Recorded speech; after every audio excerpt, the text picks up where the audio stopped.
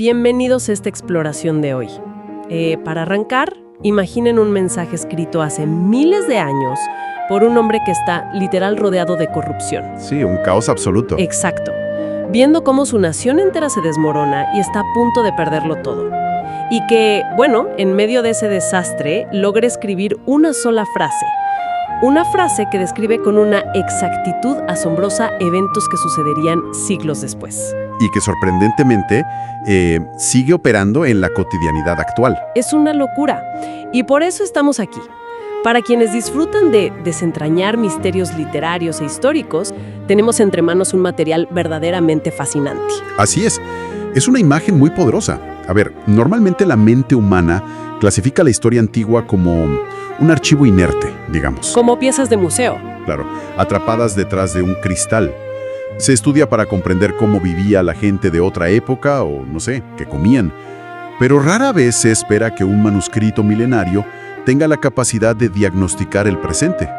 O de trazar un mapa detallado sobre el futuro. Y sin embargo, de vez en cuando surge un documento que hace trizas esa expectativa. Un texto que funciona como un mecanismo vivo. Totalmente. Y ese es nuestro objetivo en este análisis a fondo.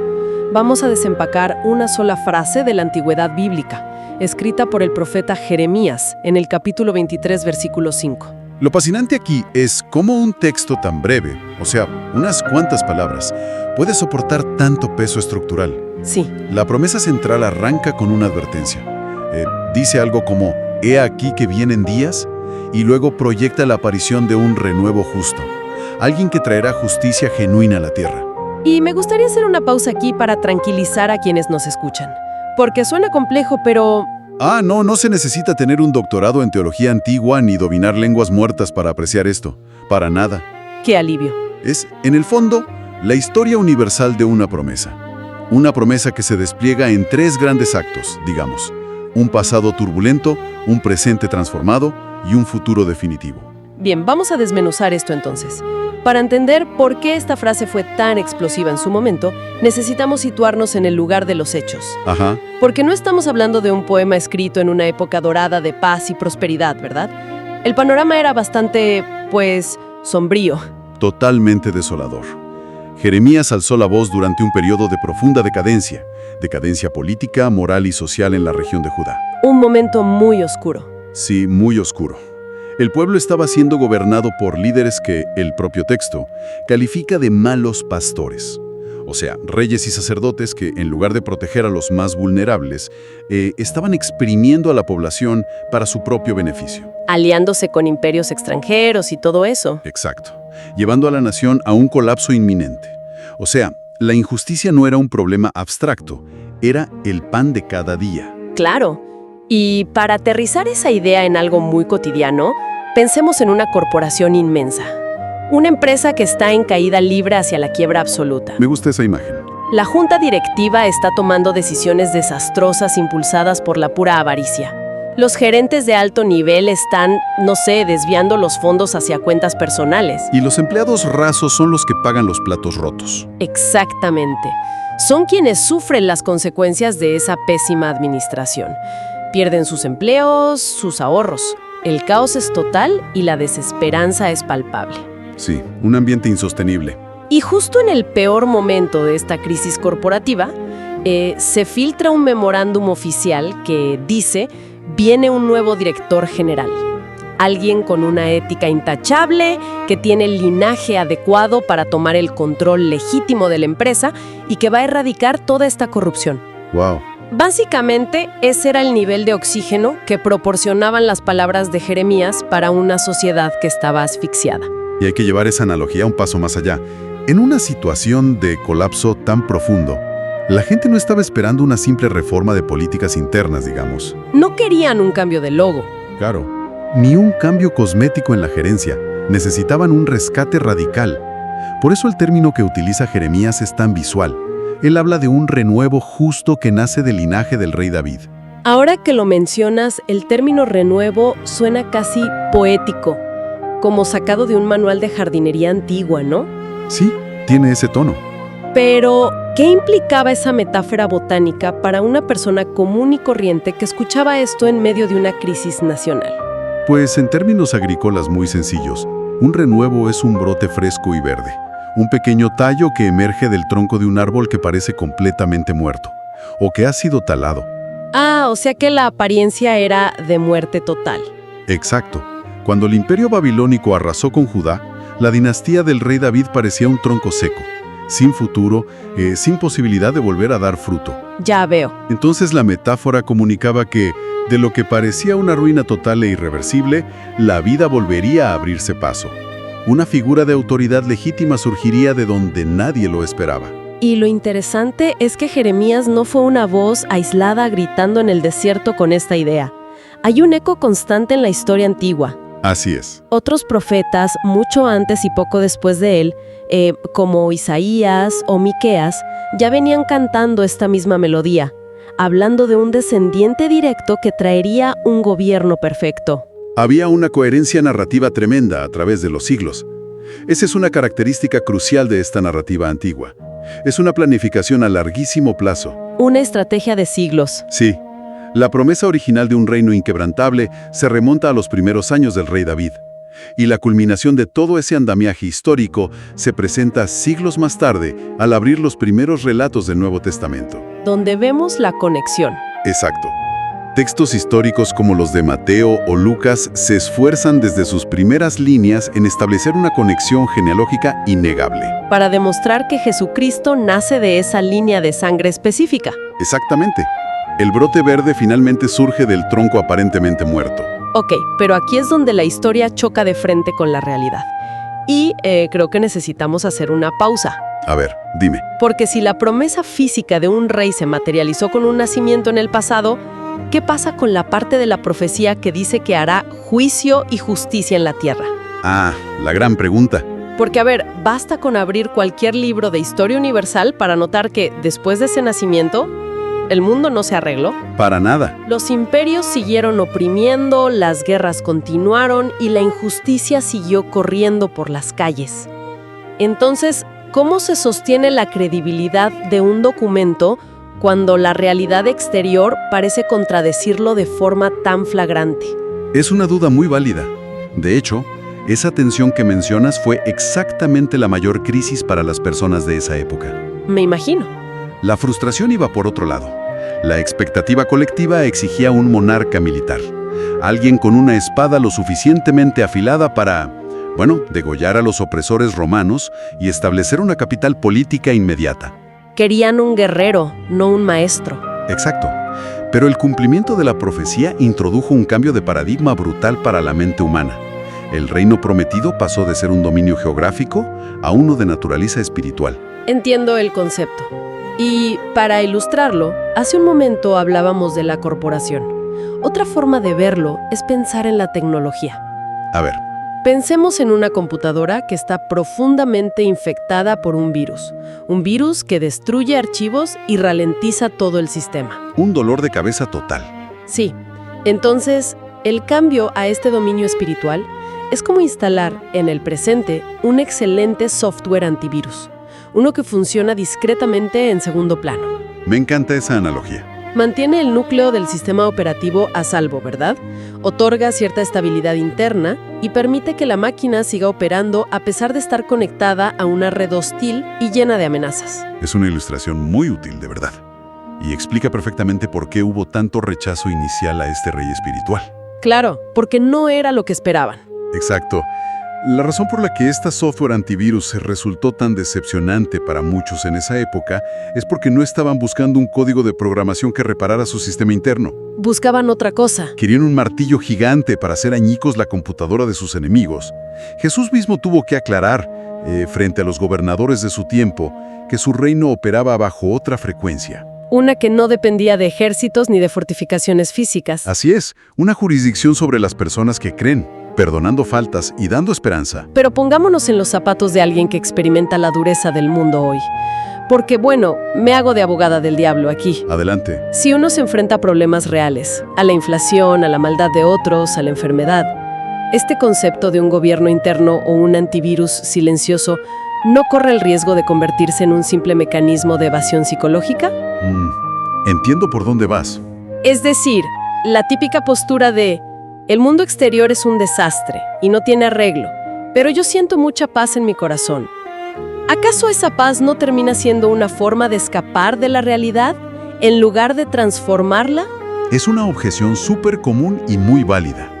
Pero fíjate, el concepto original no plantea este reinado espiritual como un refugio antiaéreo donde uno se esconde del mundo. No. No para nada. Lo plantea como un centro de operaciones que altera el comportamiento diario. O sea, la idea central es que este gobierno otorga perdón y justicia interna, sí, pero esa transformación exige obediencia externa. Ok. No es un sedante emocional. Si el renuevo justo gobierna las prioridades de una persona, esa persona ya no puede operar bajo las reglas corruptas del sistema exterior. Tiene que haber un cambio visible. Totalmente. Su forma de hacer negocios cambia. La manera en que trata a su familia se transforma. Su reacción ante una injusticia deja de ser vengativa para volverse constructiva. Entiendo. Eso le da una dimensión muy distinta. Ya no es cierro los ojos y finjo que el mundo es hermoso. Exacto. Sino más bien tengo un orden interno tan sólido que me permite inyectar integridad en un mundo que se está cayendo a pedazos. Preciso. Es llevar la justicia del rey a la vida cotidiana. Cada acto de honestidad, cada decisión compasiva es una manifestación territorial de ese reinado en el presente. Qué interesante perspectiva. Pero, y esto es fundamental aclararlo, los mismos textos antiguos reconocen que esta operación en segundo plano, por muy transformadora que sea a nivel individual, no representa el cumplimiento total de la promesa de Jeremías. Tierra. Y mientras haya un sistema que premia la corrupción y castigue al vulnerable, pues el ciclo no está cerrado. Así es. Esto nos obliga inevitablemente a mirar hacia el horizonte, hacia ese evento futuro que parece ser la pieza final del rompecabezas. Y aquí es donde la narrativa alcanza su punto de mayor intensidad. La promesa de «He aquí que vienen días» no caducó con el nacimiento histórico. Ni se agota en el presente. Tampoco. Apunta hacia un momento culminante, la restauración definitiva y global de todo el orden creado. Lo que comenzó como una semilla microscópica operando en la conciencia humana está diseñado para convertirse en una realidad física e ineludible. Un reino físico y eterno. Entonces, si retomamos la analogía de la tecnología... Ajá, a ver cómo encaja aquí. Si el presente es ese antivirus manteniendo la computadora funcional a duras penas, el futuro que describe esta narrativa es el reseteo maestro. El reseteo maestro, exacto. Es formatear todo el disco duro, reinstalar un sistema operativo completamente nuevo, impecable, y eliminar todo el malware del mundo para siempre. Asegurando que el virus original jamás vuelva a infectar el equipo. Exacto. Es una imagen perfecta. Y las visiones que relatan este evento futuro cambian el tono de manera radical en los textos. ¿En qué sentido? Pues, a diferencia del inicio sutil e imperceptible del reino espiritual, los textos describen este clímax como un evento de una majestuosidad visual abrumadora. Ya se terminan las metáforas de brotes tiernos o semillas diminutas. Pásame a algo mucho más grande. Sí, las descripciones futuras, fuertemente arraigadas en imágenes apocalípticas, presentan a una figura de autoridad innegable que regresa para tomar el control absoluto. Como se menciona en el libro de Apocalipsis. Exactamente. Regresa no para negociar con los líderes corruptos, sino para desmantelar sus estructuras por completo. Lo cual, la verdad, tiene muchísimo sentido si lo pensamos desde la lógica pura. Claro. Si realmente estamos hablando de un rey que es intrínsecamente justo, el establecimiento de su paz definitiva requiere obligatoriamente un proceso de limpieza. Es inevitable. No se puede instalar un sistema operativo nuevo sobre uno que sigue lleno de virus. Por lo tanto, esta restauración absoluta exige un juicio final. Así es. Para que haya paz genuina, primero se debe erradicar la injusticia. Un rey justo debe, por definición, eliminar a los que causan destrucción y dolor. Es un principio moral ineludible. A menudo la idea de un juicio genera mucho rechazo en la mentalidad moderna. Sí, suena muy severo. Suena severo, pero en el contexto de un mundo lleno de atrocidades impunes, un juicio es la mayor garantía de esperanza. ¿Por qué lo dices? Porque significa que el mal no tiene la última palabra. La promesa de Jeremías sobre hacer juicio y justicia en la tierra solo se cumple plenamente cuando el daño es confrontado, juzgado y eliminado. Y el resultado de esa limpieza profunda es quizás la imagen más cautivadora de todo este texto. Porque no es solo justicia punitiva. No, va mucho más allá. Es la reconstrucción total de la experiencia humana. Las visiones más antiguas terminan prometiendo el fin del sufrimiento, literalmente. El fin del dolor. Aseguran que la divinidad misma habitará con la humanidad, garantizando que ya no habrá más muerte, ni lágrimas, ni clamor. Es el cierre perfecto para un sistema que ha estado roto desde el principio. Representa la sanidad total. El daño colateral de siglos de mala administración humana simplemente desaparece. Es increíble. Y fíjate cómo la promesa que se hizo en la antigüedad, que parecía haber fracasado ante los ojos escépticos en algún momento, resulta ser un plan en fases increíblemente sofisticado. Entonces, al dar un paso atrás y observar este inmenso lienzo que hemos explorado hoy, la simetría es simplemente deslumbrante. O sea, ¿qué significa todo esto en resumen? A ver cómo lo sintetizamos. Una sola frase pronunciada por Jeremías en medio del desastre logró atravesar 3 dimensiones temporales con precisión quirúrgica. Un pasado donde se promete el líder perfecto para contrarrestar a los malos líderes. Exacto. La promesa inicial. Un presente donde ese líder ya ejerce una influencia transformadora en el interior de quien decide seguirlo, aportando integridad en medio del caos. El antivirus operando. Y un futuro donde ese orden interno se expande hasta abarcar y sanar la realidad física, erradicando la injusticia de una vez por todas. Es una arquitectura literaria e histórica monumental. Y creo que la conclusión más fuerte que nos deja analizar un texto así, más allá de la postura de fe que cualquiera pueda tener, es que desafía por completo una noción muy común. ¿Cuál noción? La idea de que la historia humana es un tren descarrilado, sin rumbo fijo. Nos muestra que detrás de promesas aparentemente olvidadas por el tiempo, existe una intención de diseño a largo plazo. Un control maestro sobre la historia. Exactamente. Un plan que no retrocede ante el fracaso aparente del mundo material, sino que las promesas a largo plazo se cumplen al pie de la letra.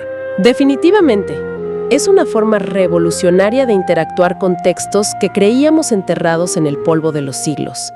Pasan de ser simples relatos arqueológicos a convertirse en mapas dinámicos. Mapas que explican nuestra frustración de hoy. Y que validan nuestra profunda necesidad de un futuro mejor. Ha sido un recorrido extraordinario a través del tiempo, la filosofía y la naturaleza humana. Totalmente. Y bueno, para concluir nuestra exploración, hay una idea que vale la pena llevarse a casa. A ver, compártela. Al contemplar cómo una sola promesa milenaria logra enlazar un pasado caótico, otorgar propósito al presente y pintar un futuro de sanidad total, surge una reflexión ineludible para que cada quien la piense. Te escuchamos. Si existe siquiera la posibilidad de que la historia de la humanidad no sea una serie de accidentes caóticos, sino un lienzo con un diseño unificado y un final claro, ¿de qué manera debería cambiar esa perspectiva, la forma en que cada mañana enfrentamos la incertidumbre de nuestro propio futuro? Es una pregunta espectacular para dejarnos pensando. Altera por completo cómo vemos nuestro propio mañana. Esa es la idea. Bueno, agradecemos enormemente a la audiencia por acompañarnos en este viaje a través del tiempo en nuestro análisis a fondo de hoy. Ha sido un placer. Los invitamos a seguir manteniendo esa chispa de curiosidad por aprender cosas nuevas, porque siempre hay un nivel más profundo esperando ser descubierto. ¡Hasta la próxima!